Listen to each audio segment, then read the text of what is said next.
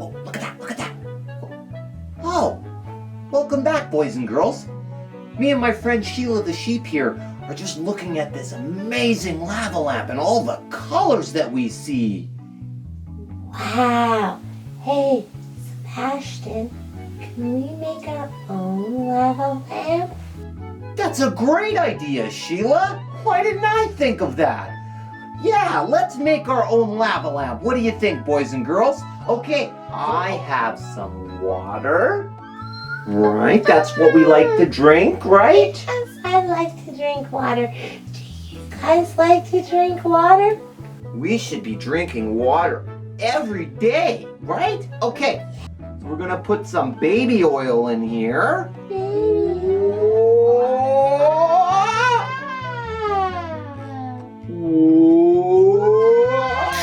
What? Made a little squirty noise. Yay! I've never seen someone so excited about baby oil. Okay, what should we use? I see red and orange in there. So what color would you like to use for our lava lamp? Blue. Blue! Okay, Sheila. Now we've got to add some water, right? Some Water. I love water. You guys love water? So let's put a couple drops in here. 1, 2, 3, 4, 5, 6. 6 drops. Okay, so now what's supposed to happen is it's supposed to rise to the top. Why isn't it doing it? Look at them, Sebastian. Oh, we forgot to put the activator in. Here we go. And whoa! Look at that! That's super. Why don't we take a closer look?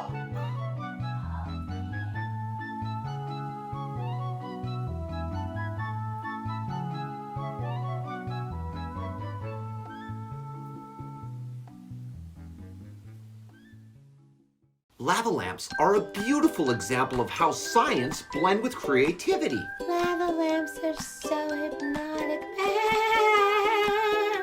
Sebastian, is there real lava in a lava lamp? Ah! Nope, I'm afraid not. It's just the name they give it. Actually, a lava lamp consists of 2 substances which float in harmony. How exactly do they float in harmony? Ah!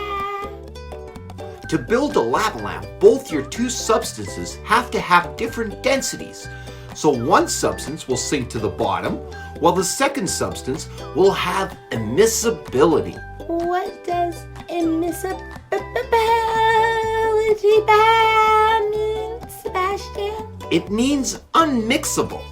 The substances in a lava lamp are typically water and an oily-based waxy compound. They can never dissolve into each other. We now understand how 2 immiscible substances form the blobs in the lamp.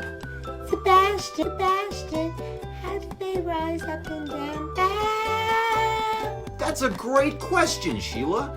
It's a magic bulb. Just joking. You use a light bulb, but the heat from the bulb brings the magic. The heat causes the blobs of wax to rise. As it gets further away from the bulb, the wax cools and then falls back down to the bulb. And the cycle begins all over again.